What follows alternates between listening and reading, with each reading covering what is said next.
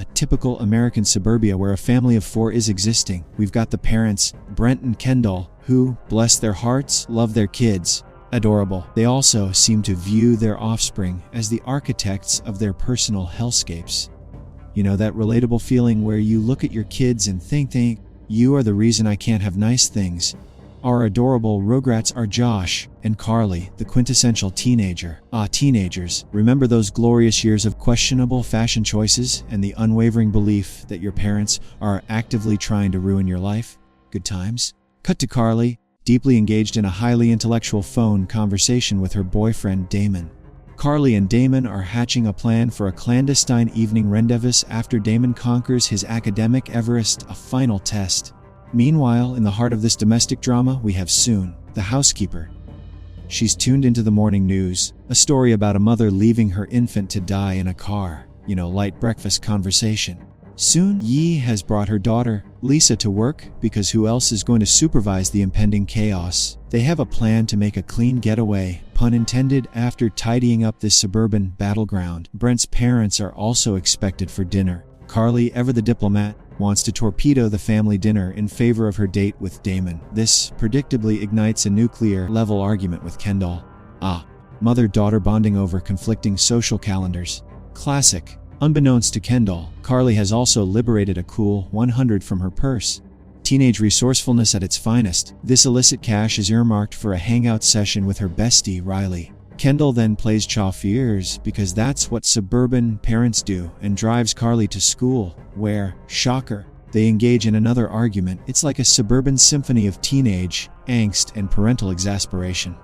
In a poignant farewell, Carly informs Kendall that her life is, and I quote, boring, before dramatically exiting the vehicle. Back at the homestead, little Josh, bless his innocent hearts, or maybe not so innocent, playfully assaults Brent with a toy ball. Brent, momentarily channeling his inner serial killer, but then, laughs it off. Because that's what good parents do, right? They suppress the urge to punt their child across the living room. However, the facade crumbles the moment Josh turns his cherubic little back. Josh innocently glances over to see Soon, Yi apparently using the chicken mallet on her own daughter. Well, that escalated quickly. I'm sure there's a perfectly reasonable explanation, maybe. Meanwhile, Kendall has escaped the domestic front and is out with her friend, Jean, who happens to be Riley's mother. They engage in some crucial gossip about Kendall's pregnant sister, Jenna. As Kendall reaches for her wallet, presumably to pay for the therapy session they're clearly all going to need, she makes a startling discovery. Her $100 bill has gone on a little unauthorized field trip. Back at the school, Carly's living her best life in class when the teacher gets a phone call. Nothing unusual, right? Except it's not just a call. Suddenly, the phones are ringing off the hook like it's a Black Friday sale on existential dread, and the school is magically encircled by enough cop cars to film a season finale of CSI Suburbia.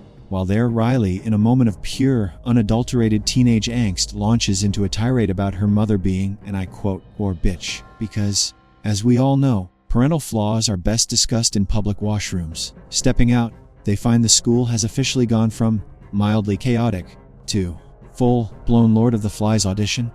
Students are running around like headless chickens. Teachers have vanished faster than your last paycheck. They witness a classmate's mother attempting to breach the school's fence. Outside, a massive congregation of parents has materialized, all trying to storm the premises only to be held back by the ever-so-effective police and security forces. And then, just when you think it can't get any weirder, a kid, clearly having a crisis of judgment, runs straight to his mother. And what does she do? She brutally stabs him with her car keys. Let that sink in. Her car keys. They start brutally beating their own children. Some, in what I can only assume is a shocking display of commitment to the bit, even kill them in the open. Carly and Riley, probably running on adrenaline and questionable edibles, somehow manage to weave through the carnage. They wisely decide to drive to Riley's house, because home is where the sanity is, right? Meanwhile, Carly's boyfriend Damon is in the examination hall, blissfully unaware that the world outside has devolved into a parenting free, but the parents of the students are already gathering outside, waiting. The invigilator, clearly a professional at ignoring red flags, thinks it's weird. Damon, ever the overachiever, finishes early and strolls out. Right behind him, the parents, like a ravenous horde, surge inside to meet their kids. Damon, when he gets home, he finds his father predictably drunk on the sofa. Just a normal Tuesday, right? Thinking nothing of this totally normal scenario, Damon starts tidying up the kitchen. And then, completely out of the blue, his father slaps him, when his father escalates the situation by attacking him with a broken glass bottle. In the ensuing struggle, Dad, in a moment of ultimate irony, falls to the ground and accidentally stabs himself in the throat with the bottle and dies. Well, that's one way to end an argument. While Damon's dad was having a oopsie with a broken bottle, Kendall was out there living her own personal nightmare. She's in her car. The universe throws another curveball. A call informs her that her sister, Jenna, has gone into labor. Because nothing screams distraction like an immediate family member popping out another human during a global parenting crisis. Kendall rushes to the hospital, only to find a crowd gathered, glued to a news report about parents, wait for it, killing their own children. Before she can fully process that delightful piece of journalism, her sister calls her over. Jenna, bless her heart, gives birth to a perfectly healthy baby girl. It's a beautiful, tender moment for about 3 seconds. Then, Jenna, mid-cuddle, starts trying to strangle her own newborn.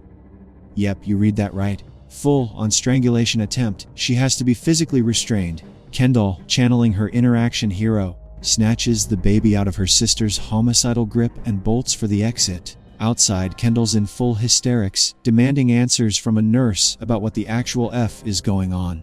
The nurse, looking utterly unfazed by the day's events, she's probably seen worse by lunch, calmly takes the baby to a safe zone. And just to really drive the point home, we see the fathers outside the neonatal ward, staring at their innocent newborns with the kind of look usually reserved for a really annoying bug. Meanwhile, Carly and Riley, having survived the school of horrors, finally make it back to Riley's house. Carly switches on the news while Riley heads upstairs. And that's when the big reveal drops. A mysterious virus has apparently swept across America, and its primary symptom is making parents want to, you guessed it, kill their own children. So, not just a collective breakdown then. Good to know. Carly, understandably, starts to freak out. She goes upstairs to find Riley, only to stumble upon her worst nightmare, Riley's mother. In a touching display of viral affection, is in the process of strangling her own daughter to death. Carly, now firmly in panic mode, bolts from the house. Damon, her boyfriend, appears like a knight in shining armor, or more accurately, a guy who just survived a fatal kitchen argument, and tells her to stay far, far away from her parents. Solid advice, honestly. And what's Brent doing during all this national parental meltdown? Oh, he's just at his office, taking a nice, relaxing nap. Because when the world ends, someone's got to catch some Zeus. He wakes up, and then he glances at a picture of his kid, and he screams, full-on, guttural, Oscar-worthy scream, that he too has joined the ranks of the infected, or maybe he's just being Nick Cage. Honestly, at this point, it's hard to tell the difference. Meanwhile, our intrepid young couple, Damon and Carly, arrive home, and who should still be there amidst the probable carnage, but soon, Yee, the housekeeper. She's just chilling, apparently, doing her thing. Nothing to see here, folks! And shocker, it's covered in blood. The terrible realization dawns on them faster than your internet bill. Carly, demonstrating actual survival instincts for once, sprints to find her brother. He bravely proclaims that Soon Yi did something really bad to her daughter, but in classic kid fashion offers no further details. Just really bad. Enough said. Soon Yi, having apparently finished her blood-soaked chores, calmly drives away. But the brief moment of respite is immediately shattered because guess who arrives right on cue? An infected Brent. He strides into the house, sees Damon in the kitchen, and, in a truly parental display of aggression, orders him to get out of his house.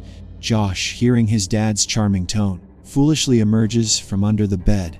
Carly, ever the strategist, yells for him to run. After seeing his kid, Brent completely loses what little control he had left and attacks them.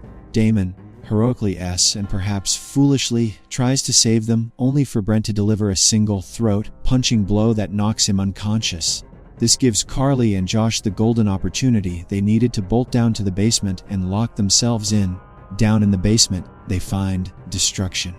Complete, utter, chaotic destruction. We then get a flashback to 3 weeks prior, which is apparently when life was almost normal. Brent, in a moment of suburban bliss, bought a pool table and installed it in the basement, turning it into his ultimate man cave. He's apparently quite chuffed with his DI skills, right up until Kendall discovers the purchase and has the audacity to ask about the cost. This, naturally, triggers Brent. He starts screaming at her, loudly proclaiming his inherent right to spoil himself because, he works hard. As the argument escalates, he grabs a hammer because when words fail, bludgeoning works, apparently, and maniacally proceeds to smash everything he just built. He waxes poetic about wanting to feel like his younger, carefree self again, but laments that it's just not possible. Kendall, for her part, agrees with a sigh, stating that she sacrificed her dreams and aspirations for the family, and while she loves everyone, she really misses her old self. A sentiment shared by approximately 99% of parents, virus or no virus. Back in the present, infected parents have apparently discovered the ultimate solution to this existential dilemma: simply murder their children. Kendall, now infected herself, drives back home. She enters the house and, in a horrifying family reunion, joins Brent. They proceed to bang on the basement door, politely asking the kids to come out. Kendall, upping the ante, whips out an electric saw and tries to cut through the door.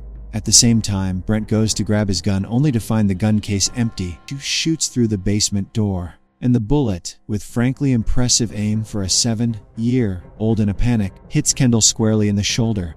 Turns out, young Josh, our pint-sized prepper, had stolen Brent's gun and stashed it in his backpack a while ago. Now, with a literal armed child inside, Kendall and Brent can't just storm the basement like it's a Black Friday sale. The fear of being shot, see again, is a powerful deterrent, even for the infected. He grabs the LPG pipe and attaches it to the basement. Yes, you heard that right. They're going for the gas. Carly, bless her teenage observational skills, notices this new addition to the charming home decor. Long time passes, which in horror movie time means just long enough for the audience to get deeply uncomfortable. So, Carly, displaying an IQ far superior to the rest of her immediate family, cooks up a plan. She grabs a matchbox and, with surgical precision, tears off the striking strip. When the door inevitably opens, the matches will light up, igniting the gas. Then, she and Josh squeeze into a vent and make their daring escape from the basement, crawling to Thor's relative safety. Meanwhile, Brent and Kendall upstairs realize the distinct lack of screaming from their offspring. Must be working! And then, with impeccable timing, throw it open. Boom! The basement explodes. Brent, naturally, is gravely injured, just in time for more attempted murder, as Kendall lunges for them, who should appear but Damon. He and Carly manage to restrain Kendall and lock her in a closet, but Kendall manages to jab Damon's cheek and breaks free. The struggle continues and Kendall smacks Damon with it and shoves him off the railing. Damon falls, because that's what he does best. Now a unified front of parental rage stride towards their kids, ready to finish the job. But before they can, the doorbell rings. Ever the dutiful son opens the door, only to be immediately attacked by his own father. The family dysfunction is truly symmetrical.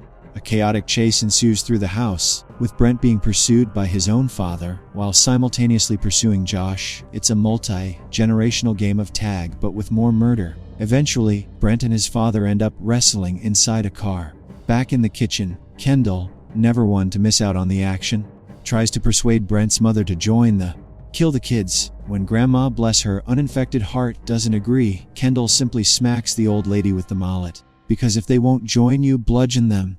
Kendall then sets her sights on Carly and chases her outside. The car Brent is in suddenly hits the grandmother, killing her instantly. The grandfather, likely due to the impact, is also thrown from the car and killed. Damon delivers a knockout blow to Kendall. In the final scene, the parents, Brent and Kendall, are tied up in the basement, while the kids, Carly and Josh, watch them. The parents, now seemingly back to their normal, non-homicidal selves, or at least faking it really well, try to convince the kids to set them free, but the trick doesn't work. Josh, sweet little Josh, tells his parents he still loves them.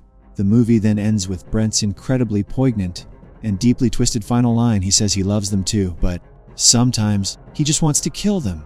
You gotta love a movie that spends its entire runtime building up to a bad punchline that simultaneously confirms every parent's darkest thought. So, what did you think of that wild ride?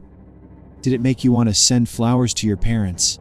Let us know your thoughts in the comments, and if this recap saved you 2 hours of existential dread, please like this video and subscribe for more content.